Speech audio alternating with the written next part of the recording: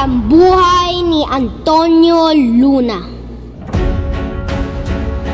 Ang katalinuhan at pagkamakabayan ay mga angking kaugaliang kalakip ng katauhan ni General Antonio Luna. Ipinanganak si Antonio sa Binondo, Maynila noong Oktubre 29, 1866. Pinakabunso siya sa 7 anak ni na Don Joaquin Luna at Doña Laureana Novicio. Kapatid siya ng sikat na pintor na si Juan Luna. Una niyang natutuhan ang pagbasa at pagsulat ng alpabeto sa paggabay ng isang gurong nangangalang Intong. Bata pa lang ay marunong ng tumugtog ng gitara, piano at mandolino si Antonio. Bukod sa sining ng musika, may motibasyon din siyang magpahalaga sa literatura at siyensya. Ang hilig niya sa pag-aaral ay pinatunayan nang tapusin niya ang Bachelor of Arts sa Ateneo de Manila, ang Licentiate in Pharmacy sa Universidad ng Barcelona at ang Doctor of Pharmacy sa Universidad ng Madrid. Kung sa Pilipinas ay nagkamit ng unang gantimpala ang komposisyon niyang Dos Cuerpos Fundamentales de Química, sa Espanya ay hinangaan naman ng mga kilalang bacteriologist ang pananaliksik niyang El Hermatozoario Paludismo. Bilang scholar, naglakbay si Antonio upang makipagpalitan ng opinyon sa mga kilalang siyentista sa Belgium, Denmark, France, Russia, Japan at Germany. Saan man siya magpunta ay maraming humahanga sa mga pag-aaral niya sa yellow fever, influenza at iba pang sakit tropikal. Bukod sa pagiging matalino, may paninindigan din siyang ipaglaban ang karapatang magbigay ng opinyon sa alinmang isyong politikal na maibigan niya. Ito nga ang ginawa ni Antonio nang sulatin niya sa La Solidaridad ang obserbasyong satirikal na napapaloob sa kuro-kuro niyang impresyones. Nang komentahan ito ng Espanyol na si Mir Diaz, ay hinarap at hinamon ni Antonio ng espadaan ang puti. Sa takot ng Espanyol ay hindi nito tinanggap ang hamon. Maraming puti ang lubos na humanga sa tapang ng matalinong Pilipino.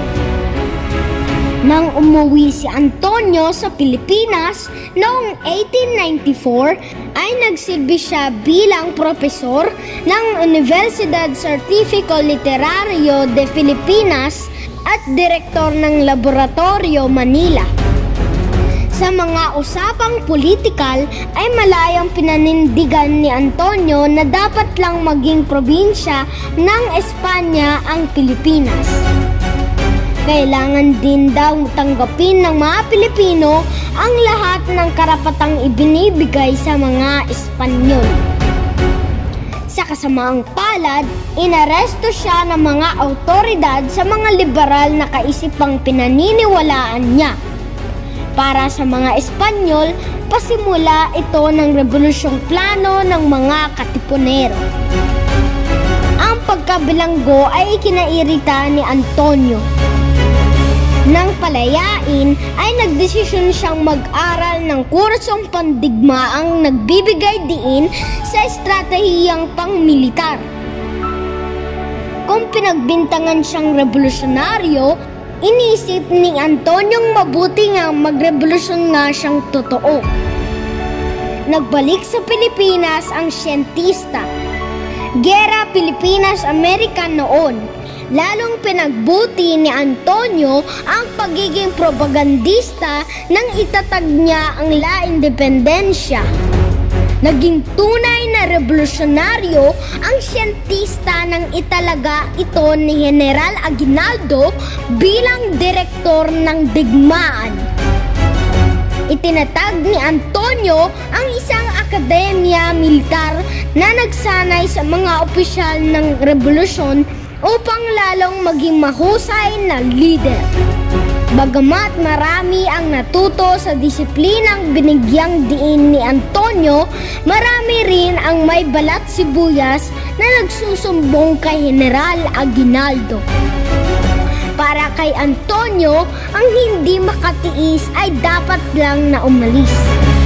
Bilang gerero, ang katapangan ay angkin ni Antonio. Maraming malalaking labanan ang pinamunuan nito. Ayon sa mga historiador, habang pinatataka si General Emilio Aguinaldo bilang pangulo ng pamahalang revolusyonaryo, si Antonio Luna ang pansamantalang namumuno sa mga sundalong Pilipino upang iligaw ang mga puti. Hinaharap niya ang mga kalaban. Nakikipagsabayan siya sa digmaan. Sinusunog niya ang mga bukring dapat makasagabal sa mga kaaway na sumasalakay. Iba't ibang estratehiyang pandigmaan ang ginamit ni Antonio na lubos namang ikinatuwa ng Pangulo. Sa labanan sa Santo Tomas, Batangas, minalas na masugatan si Antonio. Habang nagpapagaling ay nagtataka siya kung bakit ipinatatawag siya ng Pangulo niya.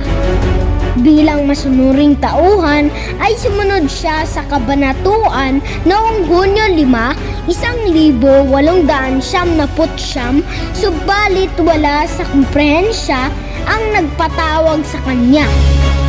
Sa sobrang galit ni Antonio ay pinagmumura niya ang mga sundalong dinatnan niya. Nakilala niya ang mga nabanggit na sundalong tagakawit, ang mga revolusyonaryong tinanggalan niya ng armas bilang pagpaparusa sa kawalan ng disiplina. Habang pababa sa hagdanan ng kumbento, umalingaw-ngaw ang sunod-sunod na putok. Patay na bumagsak ang mabagsik na general. May mga haka-haka na biktima ng intrigang politikal si Antonio. Sa kasaysayang humuhusga, si Antonio Luna na lumaban sa mga kaaway, dumisiplina sa mga revolusyonaryo at nangangalaga sa kaligtasan ng Pangulo, ay isang tunay na bayaning nag-alay ng buhay alang-alang sa kalayaan. At ito ang talambuhay ni General Antonio Luna.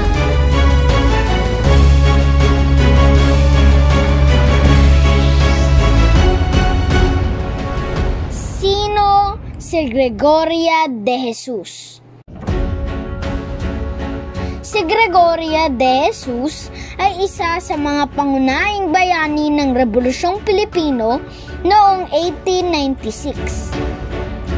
Ipinanganak siya noong Mayo 9, 1875 at isang katutubo ng Caloocan, isang bayan sa Ilaga ng Maynila.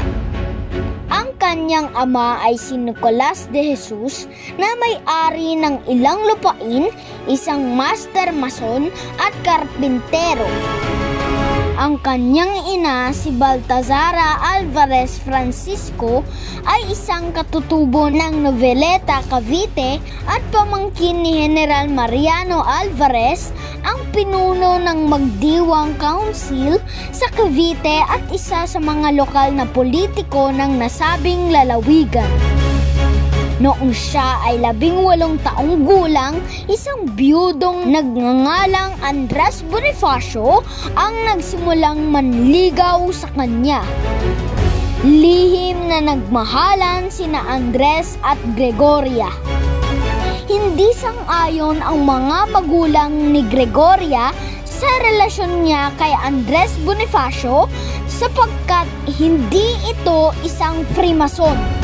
Itinago si Gregoria ng kanyang mga magulang sa isang bahay sa Binondo.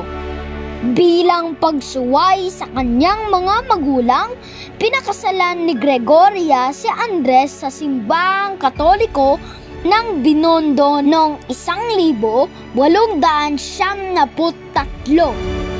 Kinagabihan ng kanilang kasal, ipinagkaisa silang muli sa isang seremonyang kasal ng katipunan. Pinasimulan ni Gregoria de Jesus ang Katipunan Woman Chapter na pinamumunuan ni Josefa Rizal. Tinawag siyang lakambini ng Katipunan at ipinagkatiwala sa kanya ang pag-iingat ng mga dokumento ng Katipunan, kalakip ang mga selyo, mga kagamitan at revolver. Tinahidin niya kasama ni Benita Javier ang unang watawat ng Katipunan na binubuo ng pulang tela na may 30 puting pahalang na letrang K. Unang watawat ng Katipunan. Noong Mayo 1897, bagamat pinalaya si Gregoria, pinatay naman si Andres Bonifacio at ang kanyang kapatid. Pagkalipas ng ilang taon, pinakasalan ni Gregoria sa Quiapo Church si Julio Nakpil, isang musikero, alahero at mapagkakatiwalaang kaibigan ni Bonifacio. Nagkaroon sila ng 8 anak ni Nakpil. Namatay si Gregoria de Jesus noong Marso 15, 1943 sa kasagsagan ng pananakop ng mga Hapones sa Pilipinas. At ito ang talambuhay ni Gregoria de Jesus. Sino si Manny Pacquiao? Si Emmanuel Manny Dapidan Pacquiao Sr. o Pacman ay isinilang noong 17 ng Disyembre 1978 ay isang Pilipinong profesional na boksingero at politiko. Siya ang kauna-unahang kampiyon ng 8 dibisyon, nanalo ng 10 titulo at unang nakakamit ng panalo sa lineal championship sa 5 magkakaibang dibisyon. Binansagan si Pacquiao ng Fighter of the Decade noong dekada 2000 ng Boxing Writers Association of America (BWAA), World Boxing Council (WBC) at World Boxing Organization (WBO). Siya rin ay 3 beses naging Fighter of the Year sa mga taong 2006, 2008 at 2009 ng The Ring at BWAA Best Fighter ESPY Award rin siya noong 2009 at 2011.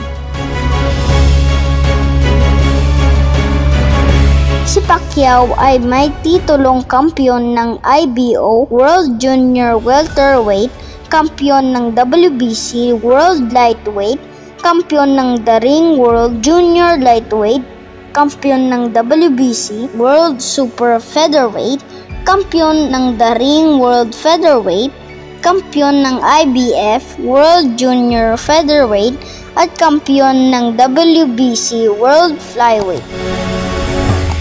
Siya din ay isang WBC Emeritus Champion, WBC Diamond Champion at WBO Super Champion.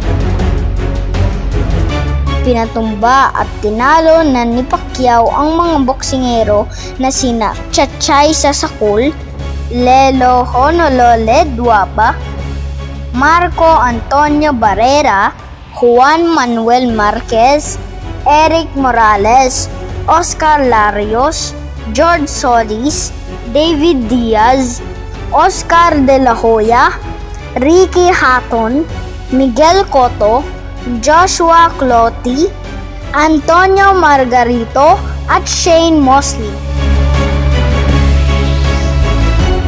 nanungkulan si Pacquiao bilang senador sa bansang Pilipinas. Ang kanyang buhay. Ang kanyang istorya ay siyang naging pinakamalaking kwento ng tagumpay ng ating bansa. Si Manny Pacquiao ang isinilang na dukha sa isang pamilyang sinira ng kahirapan na sa kalaunan ay iniwan ito ng kanilang ama. Tanging ang ina nilang si Aling Dionisia ang nagpalaki sa kanilang magkakapatid dahil ang kanilang ama ay iniwan sila. Naranasan niya ang buhay na walang-wala, walang sariling lupa, walang sariling bahay, kahit pagkain, kahit mga tira-tira lang ng ibang tao, basta magkaroon ng laman ang tiyan. Natutulog siya saan man abuti ng pagod, kakahanap ng mabubungkal, makakain lang sila ng buong pamilya at may iraos ang araw. Minsan, maswerte na kung makakain ng mabubusog, madalas laging gutom, umiinom na lang siya ng maraming tubig basta malagyan lang ang kanyang sikmura. Sa napakamurang edad na 7 taon ay kinailangan kumayod para dalhin ang mga pasanin ng pamilya. Ang kanyang ina ay nagtayo ng isang maliit na sari-sari store, ngunit hindi iyon sapat na kita upang tugunan ang pangangailangan ng isang pamilya. Si Manny ay kailangang magtrabaho upang matulungan ang kanyang ina, mapakain ang kanyang 3 kapatid at ang kanyang sarili. Natutong magsumikap ang lahat ng magkakapatid dahil lahat sila ay lalaki. Ang mga palatandaan ng isang kakayahan para sa pakikipaglaban ay ipinakita habang si Manny ay nakikipaglaban sa mga bully sa paaralan kasama ang kanyang kapatid. Sinabi ng kanyang guro kay Aling Dionisia na madalas nilang nahuhuli ang kanyang anak sa labas ng klase na sumusuntok-suntok sa hangin. Subalit ang sagot ni Aling Dionisia ay pagpasensyahan ang kanyang anak dahil hilig talaga ito ng kanyang anak. Iniisip niyang maging boksingero pag 14 na siya. Hindi nagtagal, ang pakikipaglaban sa kalye ay napalitan ng kagustuhang lumaban sa isang lokal na boxing club kung saan nakilala niya ang kanyang unang tagapagsanay na si Dizon Cordero. Nakitaan niya ang interes ni Manny sa boxing kaya't kinuha niya ito at nangakong sasanayin. Regular silang nagsasanay sa kanyang maliit na bahay at tinatrato si Manny parang isa sa kanyang mga anak. Naalala ni Mang Dizon noong panahon iyon ay walang sapatos si Manny. Ang mayroon lamang siya ay isang pares ng tsinelas sa sobrang gamit na ay butas-butas na ito. Napagtanto ni Manny na baka ito na ang isang paraan upang makatulong sa pagpapakain sa kanyang pamilya dahil alam niya ang tungkol sa kanila na mahirap. Sa pagpapakita ng matinding interes sa boxing, ani ni Aling Dionisia, si Manny ang gumigising sa kanila sa madaling araw at mag-isang magja-jogging sa plaza o sa malapit na basketball court. Pagkatapos ay magsisimula siyang magsusuntok sa hangin. Kalaunan ay nagsimula siyang lumaban sa mga lokal na semi-amateur na paligsahan. May tournament noon sa Mindanao sa buong linggo at si Manny ay lumalaban araw-araw. Lahat ng nilabanan ni Manny sa tournament na iyon ay kanyang tinalo. Nakakuha si Manny ng premyo na 80 pesos. Kung tutuusin ay napakaliit na premyo noon, subalit si Manny ay mabilis na bumili ng 1 kilong bigas at pagkain para sa kanila. Tuwang-tuwa ang nanay niya at nagtanong kung saan niya nakuha ang pera. Ayaw niyang malaman ng kanyang ina na galing ito sa box fighting. Di nagtagal ay nalaman ni Manny na ang pagkakataong iyon ay mas malaki pa kaysa sa kanyang inaasahan. Hindi niya alam na ang boxing ay isang pandaigdigang palakasan at may nagsabi sa kanya na mayroong tayong Pilipinong kampyon na ang pangalan ay Gabriel Flash Elorde. Namangha noon si Manny sa kanyang nalaman. Kaya't siya ay nagdesisyong magbakasakali at ipinaubayan na lang sa Diyos ng kanyang gagawin na iwanan ang kanyang pamilya upang pumunta sa lungsod ng Maynila at ituloy ang kanyang pangarap. Siya ay 14 na noon. Pagkarating sa kanyang bagong tahanan, sumulat siya ng liham sa kanyang ina na nangangako na ibabalik niya ang maayos na kapalaran ng kanyang pamilya. Aniya sa sulat, kung humingi ako ng permiso na pumunta sa Maynila, hindi mo to papayagan. Umayak na lamang si Aling Dionisya, sumulat at sinabi sa kanyang anak na pagigihan, magtiyaga at huwag magmamadali. Nakiusap din ang ina na maging mabuting bata palagi at huwag kalimutang manalangin. Simula noon, regular na silang nagsusulatan sa isa't isa. Sa isang partikular na liham, sinabi ni Manny sa kanyang ina na siya ay maayos. Mayroon siyang magandang balita, nakahanap siya ng trabaho sa isang pabrika ng scrap metal sa isang lugar sa Taguig. Nagtatrabaho siya sa pamamagitan ng pag-scrape ng mga kalawang mula sa mga recycled metals.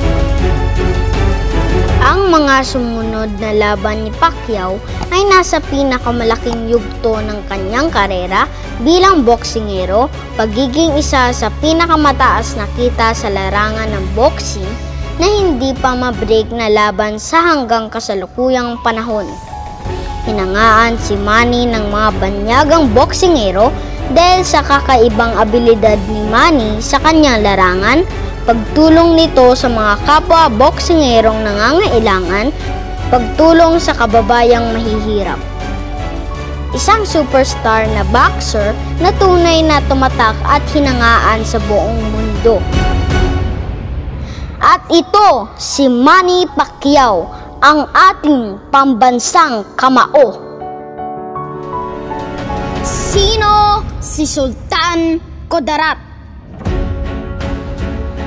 Si Sultan Muhammad Dipatuan Kudarat o mas kilala bilang si Sultan Kudarat ay ang ika-7 sultan ng Kasultanan ng Maguindanao. Noong panahon ng kanyang pamumuno, matagumpay niyang nilabanan ang mga Kastila na sinubok na sakupin ang kanyang lupain at nahadlangan ang pagpapalaganap ng Kristyanismo sa pulo ng Mindanao. Mula siya sa angkan ni Sharif Kabungsuan, isang misyonaryong Muslim na nagdala ng Islam sa Pilipinas noong pagitan ng ika-13 hanggang ika-14 na taon. Isinunod sa pangalan niya ang lalawigan ng Sultan Kudarat, pati ang bayan ng Sultan Kudarat, Maguindanao, kung saan ang kaapu-apuhan ng mga dato at pinuno ang mga kasalukuyang pinunong pampolitika. Sa ilalim ng pagkapangulo ni Ferdinand Marcos ay naging pambansang bayani si Sultan Kudarat. Itinuring siya ng mga Kastila na napakalaking hadlang sa pagpapalaganap ng Kristyanismo sa Mindanao. Si Sultan Kudarat ay matalino at matapang kaya nahirapan sa kanya ang mga mananakop. Buo ang tiwala ng mga nasasakupan ng sultan kaya ni isa'y walang nagkanulo sa kanya. Pinamunuan ni Sultan Kudarat para sa mga Kastila ang Kasultanan ng Maguindanao mula 1619 hanggang 1671. Isinilang siya noong huling dekada ng ika-16 na siglo. Anak siya ni Dato Buisan, isang Iranon at ambang. Ang kanyang ngalang Dipatuan ay hinango sa salitang Malay na nangangahulugang pinuno at ang Kudarat ay salitang Arabe para sa lakas. Iginagalang siya maging ang mga naninirahan sa paligid ng Kasultanan ng Maguindanao sa kanyang pamumuno na pagkaisa niya ang kalinangan sa Lanao, Cotabato, Davao at Zamboanga. Nagkaisa sila sa pagtutol sa pananakop ng mga Kastila. Noong 1637 ay nagpadala si Gobernador General Sebastian Hurtado de Corcuera ng ekspedisyon ng mananakop na lupain ni Kudarat. Napabagsak ng mga kaaway ang kanyang mga kuta sa lamitan. Ngunit nakatakas si Kudarat sa kabundukan at doon nag-ipon ng lakas at puwersa upang ipagpatuloy ang kanyang pakikipaglaban sa mga mananakop. Noong 1638, sa kanyang pagkawala sa Maguindanao, tinangkang sulsulan ni Corcuera ang raha ng buhayan na si Raha Maputi para angkinin ang mga bayang dati ay saklaw na kapangyarihan ni Kudarat. Nabigo ang mga Kastila sa planong ito dahil kalaunan ay nagkaroon ng di pagkakaunawaan tungkol sa ilang aspeto ng kasunduan. Sunod namang sinuyo ni Corcuero ang kanibal ni Maputi na si Dato Manacyur na pinuno ng mga Taulanin. Napagsabungin ang dalawang pinuno nang sa gayon ay mapahina ang impluwensya ni Kudarat na siyang pangunahing pakay niya. Natalo ang puwersa ni Maputi at tumakas siya patungong kabundukan. Bumalik si Kudarat sa Simuay. Lumawak palalo ang saklaw at impluwensya ni Kudarat matapos ang 2 taong paglalagi sa lawa ng Lanao, bagay na hindi inaasahan at labis na ikinadismaya ng mga Espanyol. Noong 1645, sa kabila ng mangilan-ngilang labanan sa pagitan ng puwersa ni Kudarat at ng Espanyol, nagkaroon ng isang kasunduan na nagpabuti sa relasyon ng dalawang panig. Hinayaan niyang makapasok at malayang magpahayag ng pananampalataya ang mga Heswita. Samantala, ginamit niya ang kapayapaang ito para palakasin pa ang kanyang impluwensya sa Kabisayaan at maging sa ibang mga sultanato sa Timog Silangang Asya tulad ng Johor, Ternate, Sulu at Brunei. Nagkaayos si Raha Maputi at Dato Manacyur sa pamamagitan ni Kudarat. Dahil dito ay nagkaisa muli ang Maguindanao at Buwayan.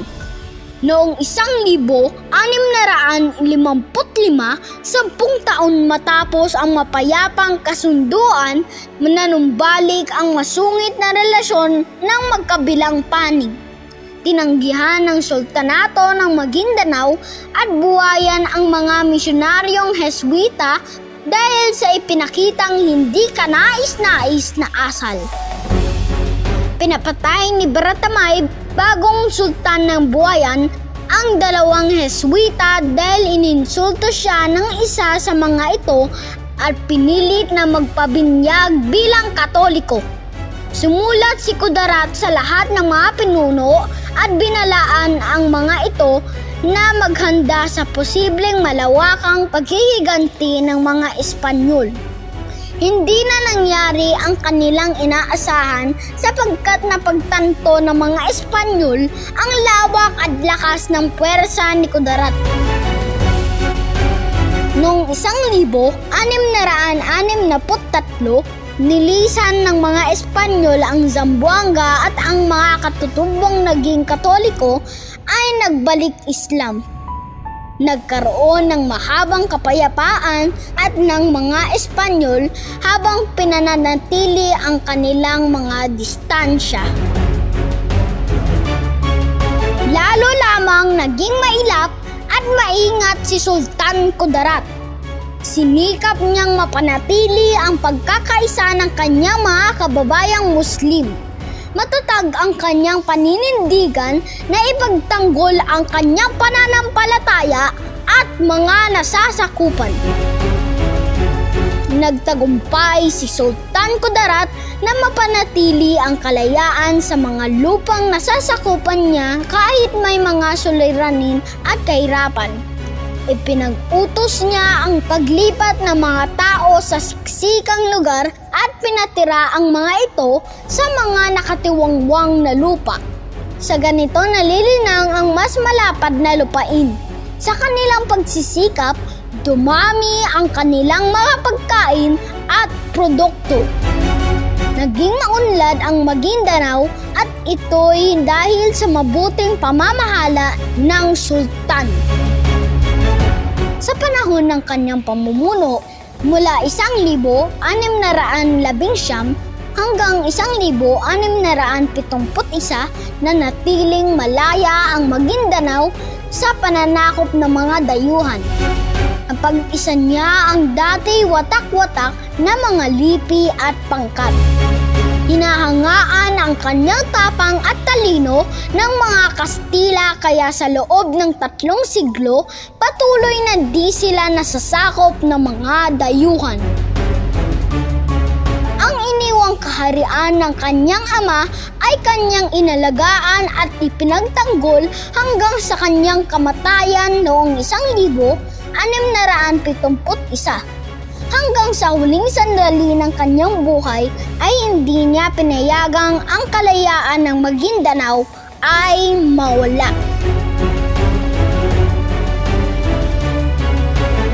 At ito ang kwento ng bayanig si Sultan Kudarat.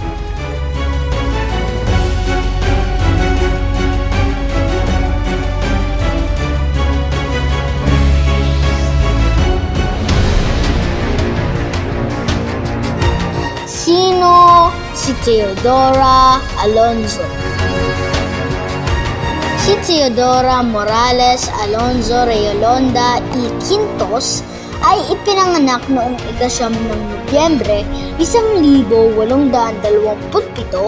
ay ang ina ng pambansang bayani ng Pilipinas na si Dr. Jose Rizal at isang katutubong taga Santa Cruz, Maynila. Siya ay kilala sa pagiging isang disiplinaryan pati na rin bilang isang dedikado, magalang at masipag na ina. Bilang unang guro ni Rizal, nagkaroon siya ng malalim na impluwensya sa kanyang pag-unlad at naging inspirasyon siya sa pagkuha niya ng medisina. Ang kanyang personal na buhay. Si Teodora ang ikalawang anak ni Lorenzo Alonso at Brigida de Quintos. Si Lorenzo ay isang kapitan munisipal ng Biñan, Laguna, isang kinatawan sa Espanyol Cortes.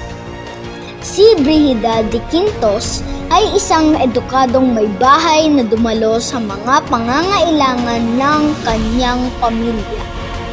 Alinsunod sa batas na ibinigay ni Gobernador General Narciso Claveria noong 1849,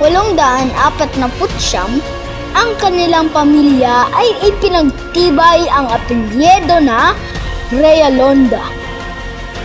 Mula sa isang magaling na pamilya, si Teodora ay nagkaroon ng formal na edukasyon sa Kolehiyo de Santa Rosa sa Maynila.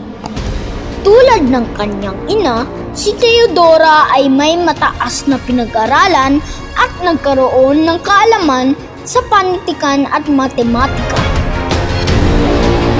Noong 20 taong gulang si Teodora ay ikinasal siya kay Francisco Mercado na isang katutubo ng Binyan, Laguna. Ang dalawa ay nanirahan sa Calamba kung saan sila ay nakikibahagi sa agrikultura. Nakamit nila ang kasaganaan dahil sa kanilang industriya. Lakip pa ang kahusayan ni Teodora sa pamamahala sa parehong sakahan at sa pananalapi ng pamilya. Nagtayo rin siya ng sariling negosyo sa tela, isang gilingan ng asukal at harina at isang maliit na tindahan sa ibaba ng kanyang bahay. Si Teodora at Francisco ay may 11 anak. Ito ay sina Saturnina, Pasiano, Narcisa, Olimpia, Lucia, Maria, Jose, Concepcion, Josefa, Trinidad, at Soledad. Sinasabing siya ay labis na nagdusa nang ipinanganak niya si Jose. Ang lahat ng kanyang mga anak ay ipinag-aral sa mga respetadong kolehiyo sa Maynila, ngunit si Jose lamang ang tanging anak na ipinadala sa Europa. Nais ni Jose na kumuha ng medisina, partikular na ang ophthalmology, upang magamot ang lumalalang paningin ni Teodora. Ang kanyang pag-uusig. Bilang ina ng isang itinuturing na kaaway ng mga awtoridad ng Espanyol, si Teodora ay madalas na nagiging target. Siya ay nabilanggo sa loob ng 2.5 taon sa gawa-gawang kaso tungkol sa pagkalason sa asawa ng kanyang kapatid. Napalaya siya at inilabas pagkatapos na ipinagtanggol ng dalawa sa pinakasikat na abogado ng Maynila. Pinalakad siya ng 50 kilometro sa Santa Cruz, Laguna dahil sa hindi pagkakagamit ng kanyang Hispanicized na apelyido Realonda de Rizal sa halip na Alonzo. Ang kanyang pamilya ay napaalis mula sa kanilang mga lupain sa Calamba bilang resulta ng alitan sa lupa sa pagitan ng Dominicans at ng mga nangungupahan na mga Pilipino. Lumipat ang pamilya sa Maynila, ngunit sumunod pa rin ang pag-uusig ng mga Espanyol. Si Teodora ay sumama kay Rizal sa Hong Kong noong 1891 at pagkatapos ay sa dapitan kung saan ipinatapon ang kanyang anak. Bumalik siya sa Maynila upang bisitahin ang kanyang asawa at umapila sa Gobernador General, ngunit ito ay walang kabuluhan. Ang buhay ni Teodora pagkatapos ng kamatayan ni Dr. Jose Rizal. Noong Agosto 1898, pinayagan si Narcisa Rizal Lopez na kunin ang katawan ni Rizal at nalaman na ang katawan ni Rizal ay hindi kailanman inilagay sa isang kabaog. Ibinigay kay Teodora ng legislatura ng isang panghabang buhay na pensyon bilang isang tanda ng pasasalamat nang ideklara si Rizal bilang pambansang bayani ng Pilipinas. Magalang niyang tinanggihan ito. Sinabi niya, ang aking pamilya ay hindi kailanman naging makabayan para sa pera. Kung ang gobyerno ay may maraming pondo at hindi alam kung ano ang gagawin sa kanila, mas mabuti na bawasan ang mga buwis. Nasaksihan pa ni Teodora ang deklarasyon ng monumento ni Rizal. Siya ay matanda na noon at ang kanyang pag-iisip at memorya ay mahina na. Namatay siya ilang linggo pagkaraan noong Agosto 16, 1911 sa paligid ng 4:53 ng hapon sa kanyang bahay sa San Fernando Street, Binondo, Maynila. At ito ang talambuhay ni Teodora Alonzo, ang ina ng ating pambansang bayani ng Pilipinas na si Dr. Jose Rizal. Sino si Francisco Balagtas? Si Francisco Balagtas ay isang kilalang Pilipinong makata at may akda. Siya ay kinikilala bilang prinsipe ng manunulang Tagalog at itinuturing na William Shakespeare ng Pilipinas para sa kanyang kontribusyon at impluwensya sa panitikang Pilipino.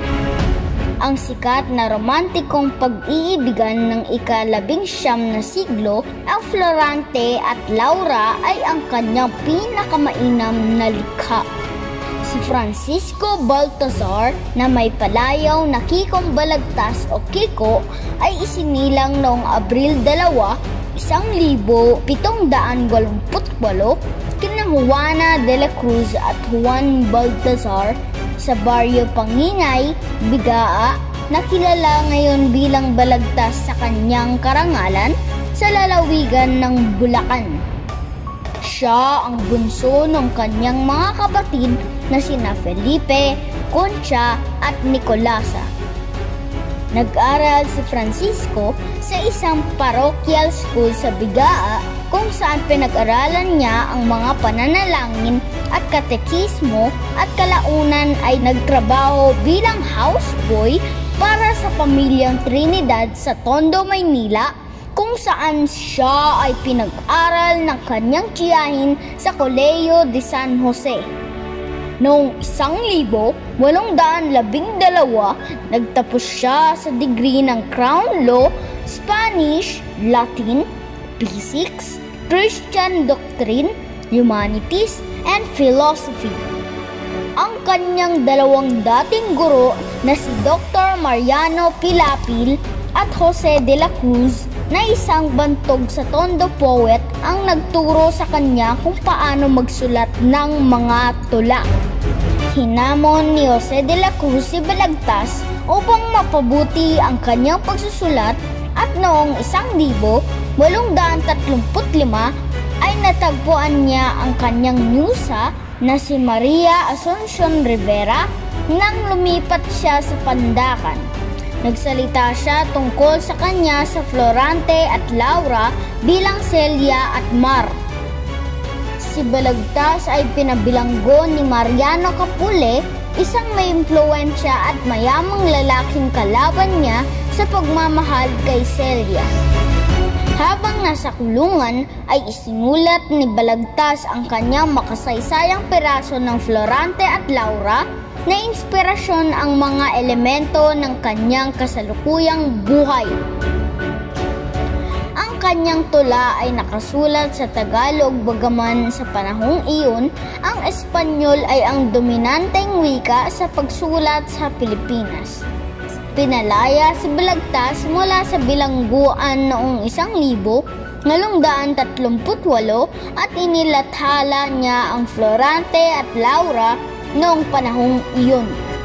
Naging katulong siya sa katarungan ng kapayapaan nang lumipat siya sa Balanga, Bataan noong 1840 at pagkatapos ng 16 na taon ay naging lieutenant major at punong tagasalin ng hukuman. 2 taon matapos niyang makilala si Juana Tiambeng ng Orion, Bataan, sila ay nagpakasal noong Hulyo 22, 1842. Nagkaroon sila ng 11 anak, 5 lalaki at 6 na babae. Gayunpaman, 7 lamang sa kanila ang nabuhay. Noong 1849, inutos ni Gobernador General Narciso Claveria na ang bawat katutubong Pilipino ay magkaroon ng apelyedong Espanyol. Pagkatapos nito ay naging kilala si Balagtas bilang Francisco Baltazar. Si Balagtas ay nabilanggo sa ikalawang pagkakataon noong 1856 nang ipahayag ang reklamo ng isang kasambahay na pinutol niya ang buhok nito. Siya ay napalaya noong 1860 at ipinagpatuloy ang kanyang pagsusulat ng tula. Namatay si Balagtas noong Pebrero 20, 1862 sa edad na 74. Ang kanyang huling hangarin ay walang sino man sa kanyang mga anak ang sumunod sa kanyang mga yapak sa takot na sila ay dumaan sa parehong mga paghihirap na kanyang dinanas. Sinabi pa niya na mainam pang maputol ang kanilang mga kamay kaysa ang mga ito ay maging manunulat. Si Balagtas ay lubos na pinahahalagan sa Pilipinas na ang Pilipinong termino para sa debate gamit ang extemporaneong taludtod ay ipinangalan sa kanya ang Balagtasan. Ipinangalan din ang isang paaralang elementarya sa kanyang karangalan, ang Francisco Balagtas Elementary School sa kahabaan ng Alvarez Street sa Santa Cruz, Maynila. At ito ang kwento ng buhay ni Francisco Balagtas.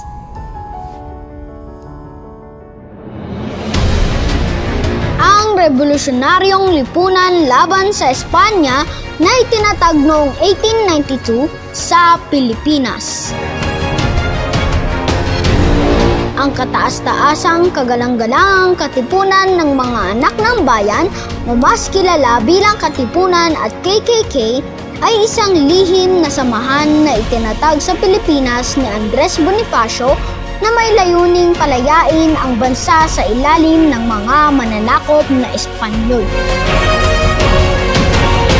Naitatag ang Katipunan noong Hulyo 7, 1872 matapos na mahuli at maipatapon si Jose Rizal na isa sa mga pinuno ng kilusang propaganda at siya ding tagatatag ng La Liga Filipina na kung saan miyembro rin si Andres Bonifacio.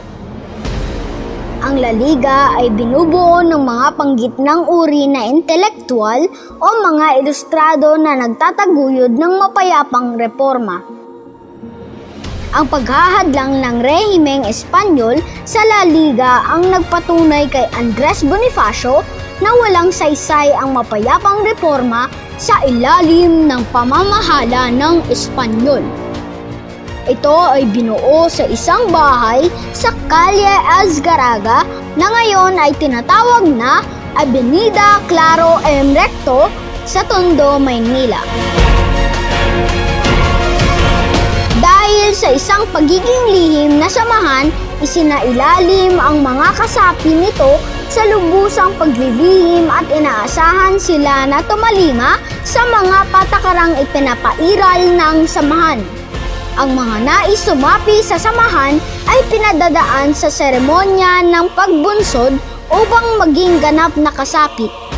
Noong una, ang mga kalalakihang Pilipino lamang ang tinatanggap, ngunit nung lumaon ay nagpapasapi na rin sila ng mga kababaihan.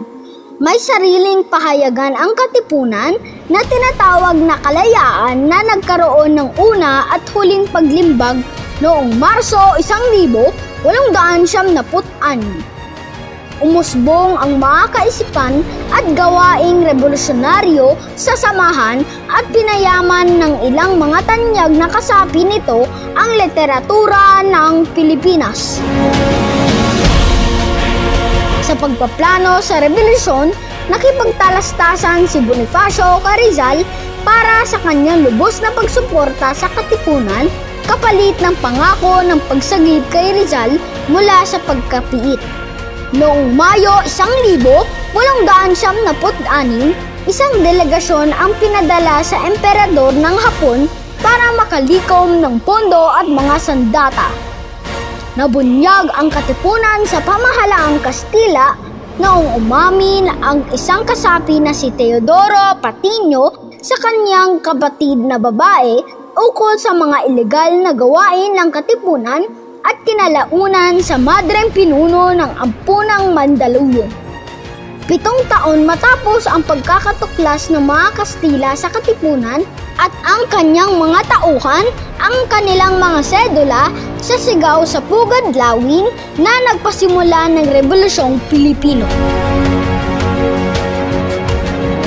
At ito ang kwento ng revolusyonaryong lipunan laban sa Espanya na itinatag noong 1892 sa Pilipinas. Ang talambuhay ng 3 paring martir. Sina Padre Mariano Gomez, Jose Burgos at Jacinto Zamora ay ang 3 pari ng Katolikong Pilipino na binansagan bilang Gomburza. Ang Gomburza ay isa sa mga bayani sa Pilipinas. Ang kanilang pagkamatay ay nagkaroon ng malalim na epekto sa maraming Pilipino ng ika-19 na siglo. Sa panahon ng kolonyal na Espanyol ay may 4 na magkakaibang uri ng tao sa lipunan. Una, mga Kastila na ipinanganak sa Espanya o mga Peninsulares. Pangalawa, mga Kastila na ipinanganak sa mga kolonya ng Espanya, mga Insulares o Creoles. Ikatlo, Espanyol Mestizos, Intsik o Indios na naninirahan sa loob o malapit sa lungsod at simbahan. At ang ika-4, mga Intsik o Sangli at Indios sa kanayunan.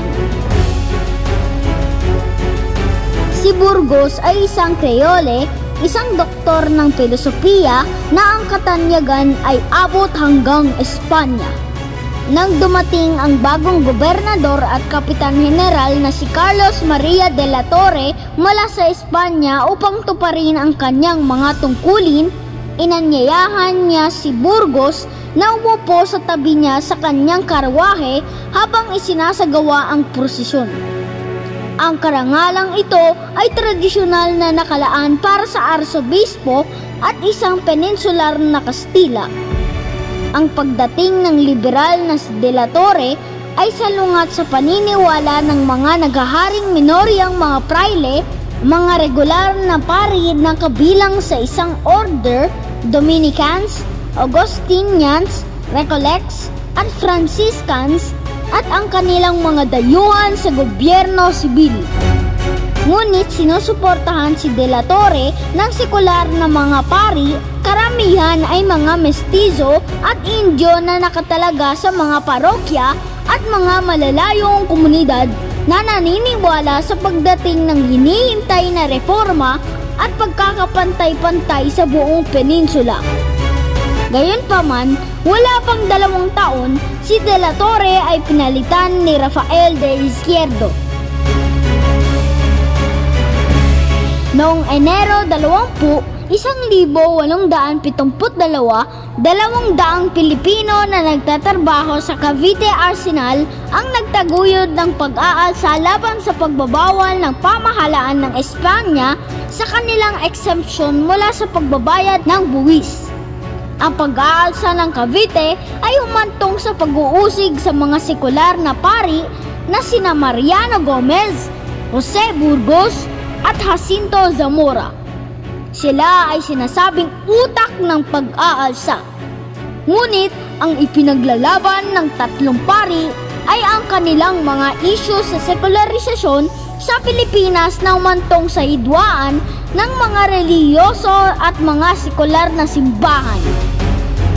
Natamo ng Gomburza ang pagkamuhi ng mga autoridad sa Espanya sa pakikipaglaban para sa pantay na mga karapatan sa mga pari at nanguna sa kampanya laban sa mga praile ng Espanya.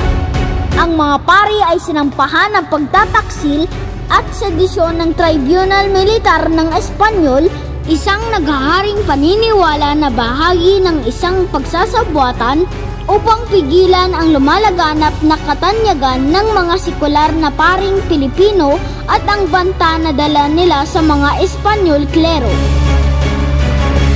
Pinatay ang 3 paring sina Jose Burgos, Mariano Gomez at Jacinto Zamora sa harap ng publiko sa Bagong Bayan, Maynila noong 17 ng Pebrero, 1872.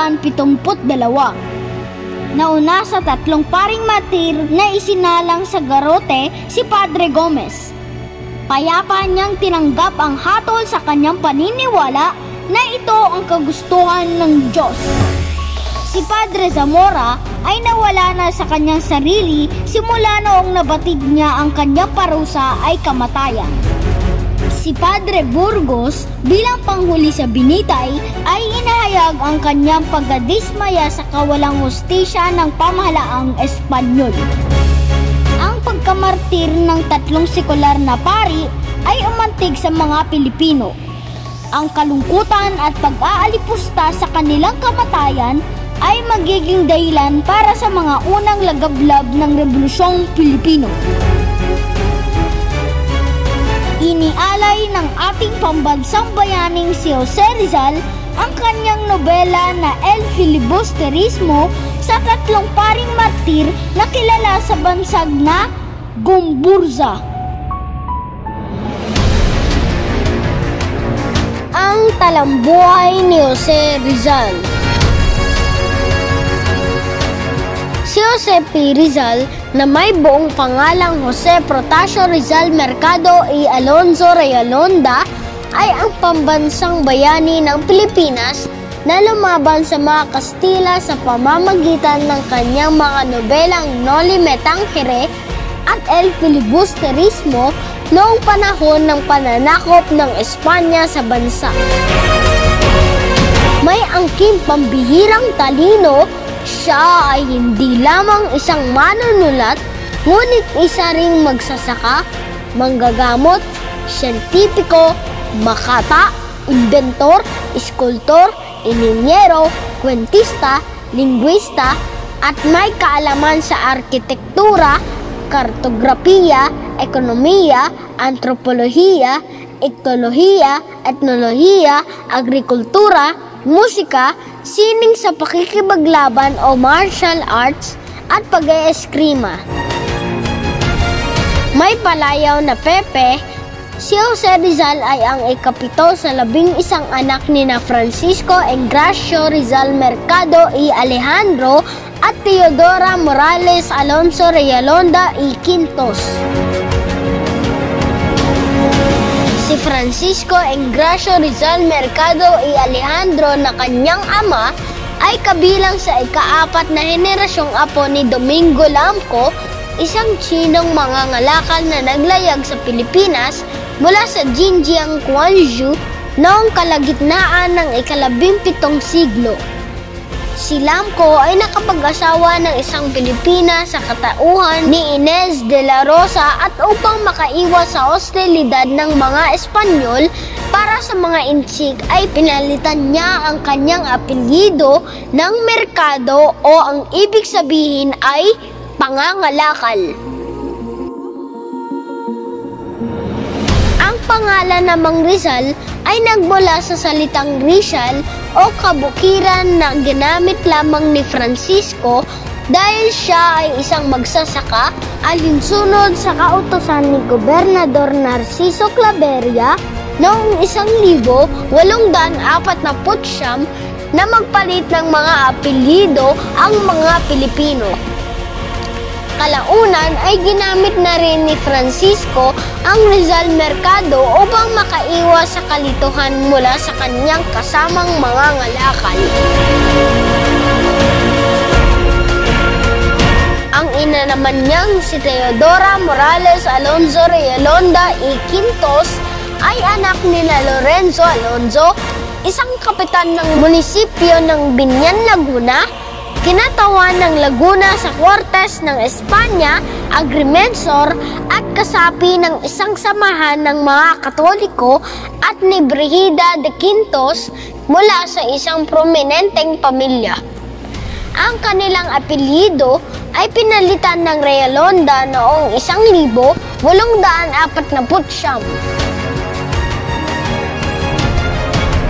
Ang kanyang kabataan. Ipinanganak sa Calamba, Laguna si Pepe ay mula sa pamilyang masasabi ring nakaaangat sa buhay dahil sa kanilang hasyenda at lupang sakahan. Si Pasiano at si Pepe lamang ang mga anak na lalaki sa kanilang 11 magkakapatid. Ang kanyang mga kapatid na babae ay sina Saturnina, Narcisa, Olympia, Lucia, Maria, Josefa, Concepcion, Trinidad, at Soledad. Ang pagkahilig sa sining ay ipinamalas niya sa murang edad. Natutunan niya ang alpabeto sa edad na 3 at 5 taong gulang naman nang siya ay matutong bumasa at sumulat. Napahanga niya ang kanyang mga kamag-anak na sa angking pagguhit at paglilok. 8 taong gulang siya nang kanyang isinulat ang tulang Sa Aking Mga Kababata, na ang paksa ay tungkol sa pagmamahal sa sariling wika na noon ay Tagalog. Ang kanyang edukasyon. Ang kanyang ina ang unang guro ng ating pambansang bayani. Ito ang nagturo sa kanya ng alpabeto, kagandahang asal at mga kwento katulad ng minsan ay may isang gamu-gamu. Samantala, ang kanyang formal na edukasyon ay unang ibinigay ni Justiniano Aquino Cruz sa Biñan, Laguna. Pagkatapos noon, siya ay ipinadala sa Maynila upang mag-aral sa Ateneo de Manila University at doon ay tinamo ang Bachelor of Arts noong 1877 at nakasama sa 9 na estudyanteng nabigyan ng sobresaliente o namumukod-tanging marka. Ipinagpatuloy ni Jose ang pag-aaral sa Ateneo upang maging dalubhasa sa pagsusukat ng lupa at pagiging assessor. Natapos siya sa kursong assessor noong 21 ng Marso 1877 at naipasa ang 10 pagsusulit para dito noong 21 ng Mayo 1878. Subalit dahil siya ay 17 taong gulang pa lamang ay hindi siya pinahintulutang magtrabaho bilang assessor hanggang 30 ng Desyembre 1881. Noong 1878, pumasok siya sa Universidad ng Santo Tomas upang mag-aaral ng medisina, ngunit dito ay naranasan niya ang diskriminasyon mula sa mga paring Dominikano. Ipinasya niyang ipagpatuloy ang pag-aaral ng medisina at filosofiya sa Universidad Central de Madrid sa Espanya nang sa kaalaman ng kanyang mga magulang. Noong 21 ng Hunyo 1884, sa edad na 23, iginawad sa kanya ang lisensya sa medisina at noong 19 ng Hunyo 1885, sa edad na 24, ay natapos din niya ang kurso sa filosofiya na may markang ekselente. Siya ay nagsanay ng medisina sa Hospital de San Carlos, ngunit itinigil niya ito upang mag-aaral ng ophthalmolohiya sa Paris sa ilalim ng pagtuturo ni Dr. Wecker at sa Aleman sa ilalim ni Dr. Otto Becker. Ginawa niya ito sapagkat noong panahong iyon ay malala na ang sakit sa mga mata ng kanyang ina. Sa Berlin, siya ay naging kasapi ng Berlin Ethnological Society at Berlin Anthropological Society sa ilalim ng pamunuan ng pamosong patologistang si Rudolf Virchow. Kay Rizal ang isa sa mga pinakadokumentadong buhay noong ika-19 na siglo dahil sa mga tala tungkol sa kanya kahit panahirapan ang mga manunulat na gumawa ng kanyang talambuhay dahil sa paggamit niya ng iba't ibang lengguwahe. Karamihan sa mga tala ay hinango mula sa kanyang paglalakbay bilang isang batang Asyanong namumulat sa kultura ng kanluran. Kasama rin dito ang kanyang paglalakbay sa Europa, Japan, Estados Unidos at sa Hong Kong, kabilang na rin ang mga babaeng naging bahagi ng kanyang buhay.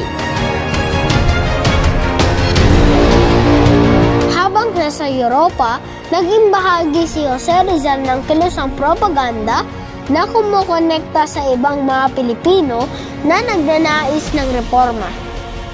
Isinulat din niya ang kanyang unang nobela, ang Noli Me Tangere o Touch Me Not, The Social Cancer, isang aklat tungkol sa madilim na aspeto ng kolonyal na paghahari ng Espanya sa Pilipinas, partikular ng pinagtuunan dahil ang mga papel ng mga Katolikong prayle.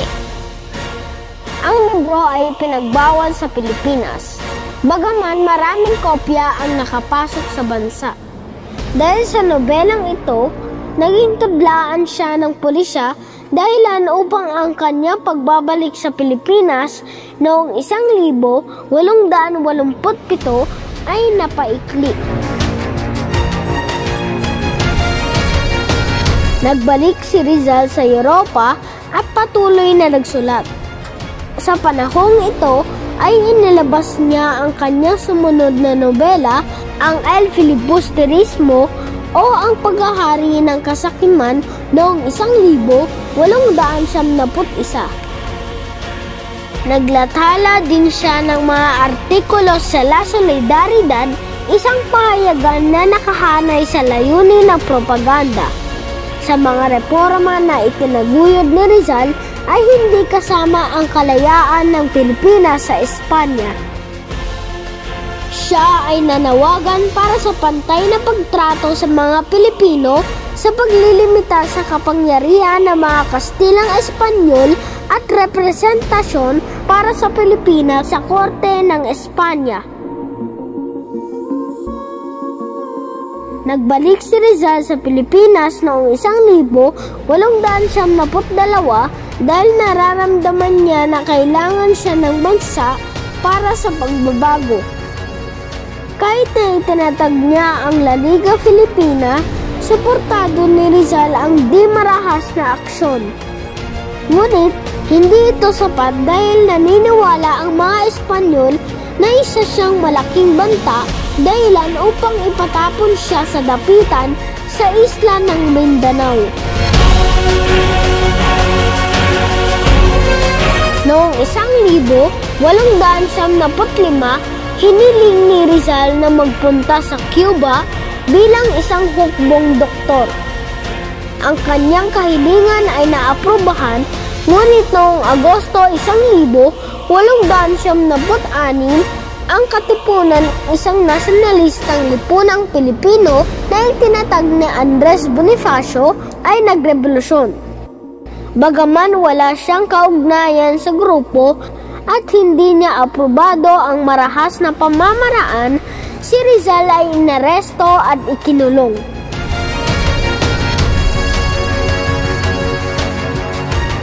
Matapos ang isang paglilitis, si Rizal ay nahatulan ng sedisyon at sinentensyahan ng kamatayan sa pamamagitan ng firing squad.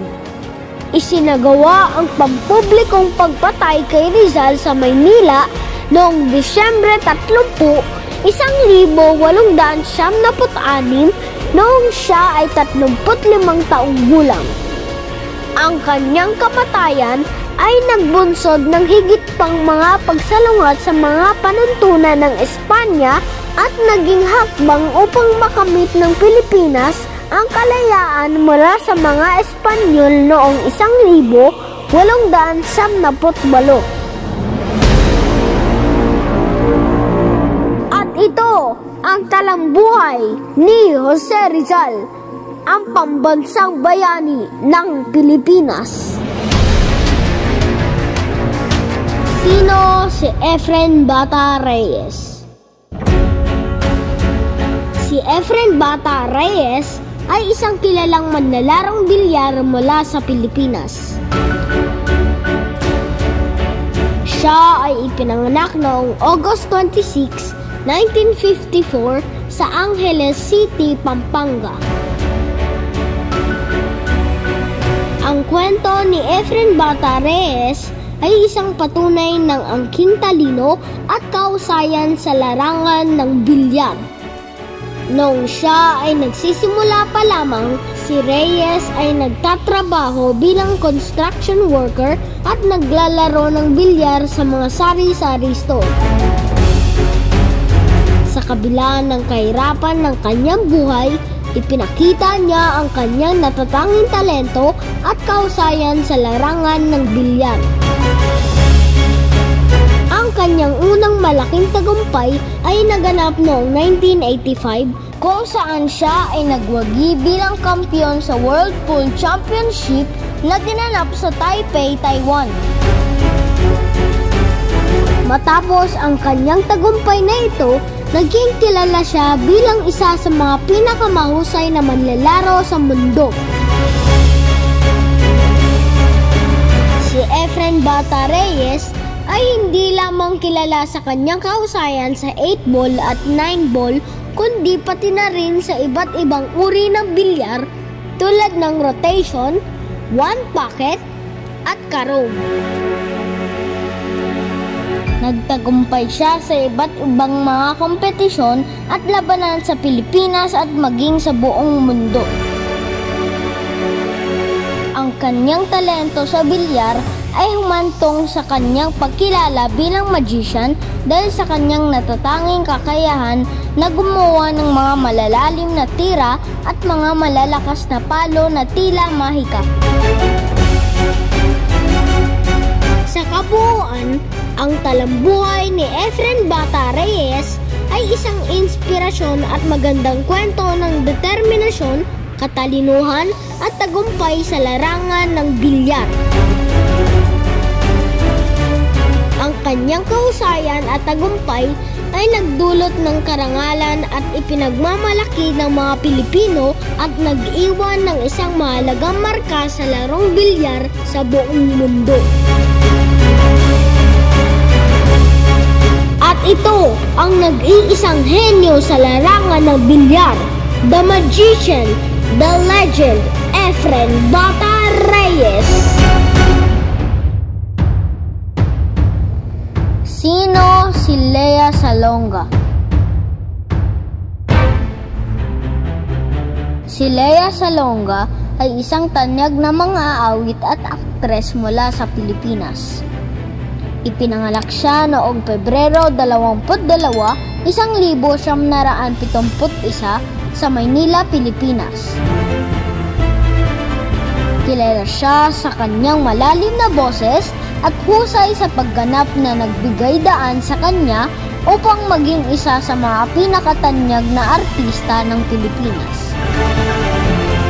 Simula pa noong kanyang kabataan, ipinakita na ni Lea ang kanyang talento sa pag-awit. Sa edad na 7 taon, napanalunan niya ang unang patimpalak sa pag-awit ng Philippine TV show na Ang Bagong Kampiyon noong 1980. Ito ang nagsimula ng kanyang profesional na karera sa musika. Noong 1989, ginampanan ni Lea ang bida na papel sa musical na Miss Saigon sa West End ng London. Ang kanyang husay at galing sa pag-awit ay nagbigay sa kanya ng pagkakataon na maging unang Pilipina actress na manalo ng Tony Award na isang prestiyosong parangal sa larangan ng teatro sa Amerika. Pagkatapos ng Miss Saigon, sumunod na mga malalaking proyekto sa teatro ni Lea tulad ng Les Miserables, Cinderella at Allegiance. Bukod sa kanyang mga tagumpay sa entablado, naging kilala rin si Lea sa larangan ng telebisyon at pelikula. Lumabas siya sa ilang mga palabas sa telebisyon at pelikula sa Pilipinas at nagbigay din ng boses sa ilang mga karakter sa mga pelikula ng Disney, kabilang ang pagsasalita at pag-awit bilang Mulan sa Mulan at Jasmine sa Aladdin. Sa larangan ng musika, naglunsad si Leia ng maraming album na nagtampok ng mga awitin mula sa iba't ibang genre at wika. Kasama sa kanyang mga pinakasikat na kanta ang We Could Be in Love, Bakit Labis Kitang Mahal, at On My Own. Sa kabuuan ng kanyang karera, nakamit ni Leia ang maraming parangal at pagkilala hindi lamang sa Pilipinas kundi pati na rin sa ibang bahagi ng mundo. Naging isang inspirasyon siya sa mga kabataan at mga awit sa buong mundo at nagpapatuloy siya sa kanyang mga proyekto at pagtatanghal upang ipamahagi ang kanyang talento at pagmamahal sa musika.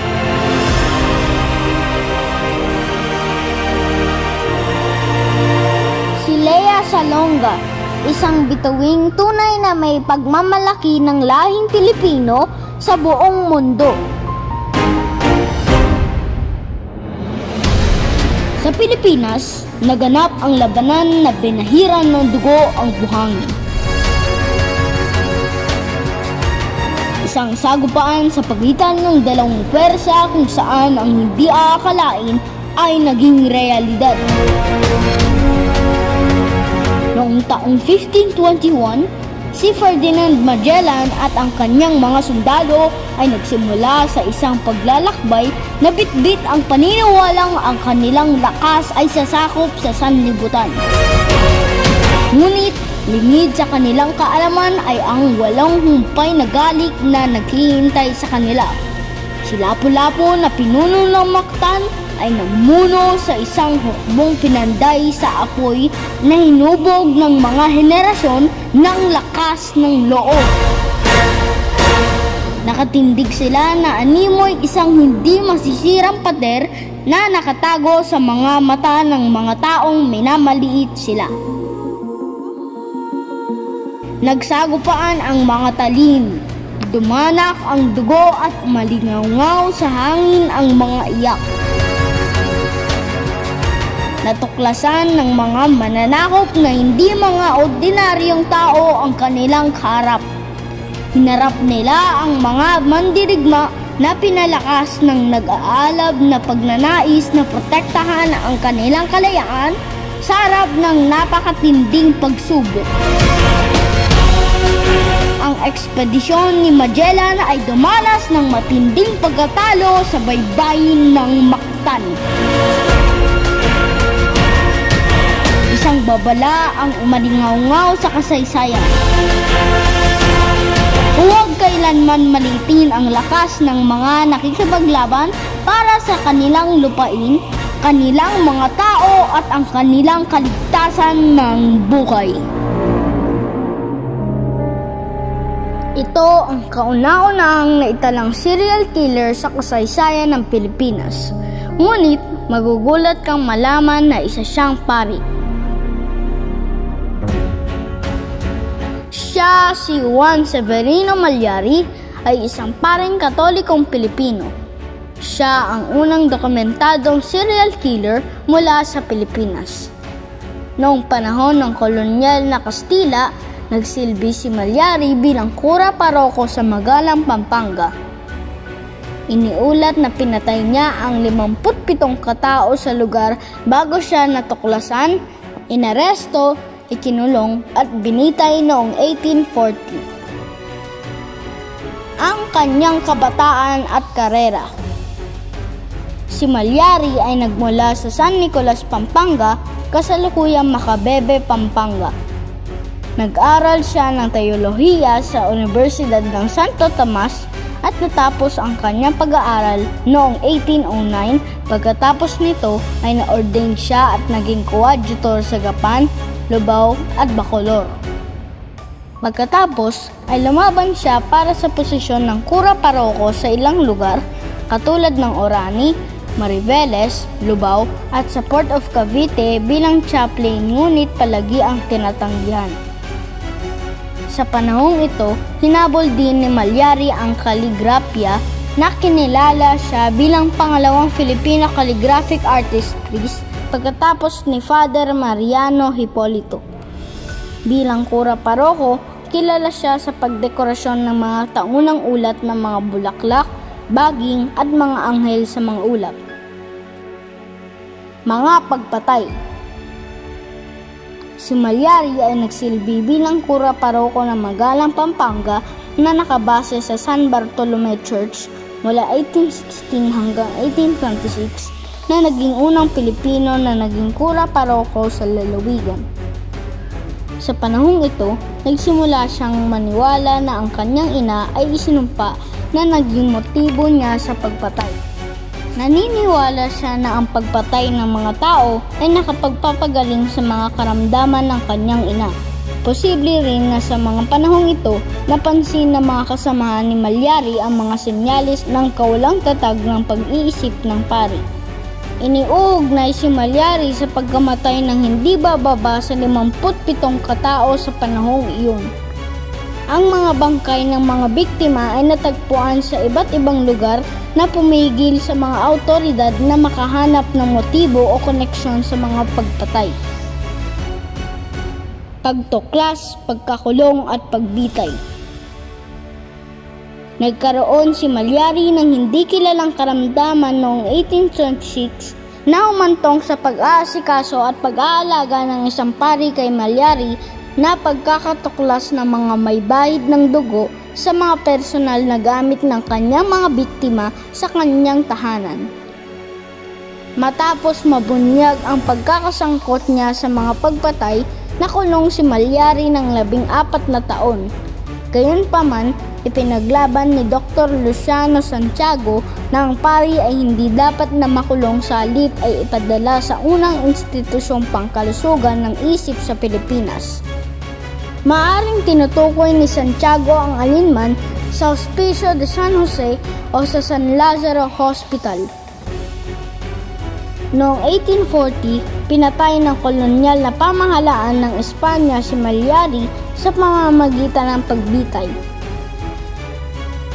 At ito ang kauna-unahang serial killer sa kasaysayan ng Pilipinas, isang pari, si Juan Severino Malyari.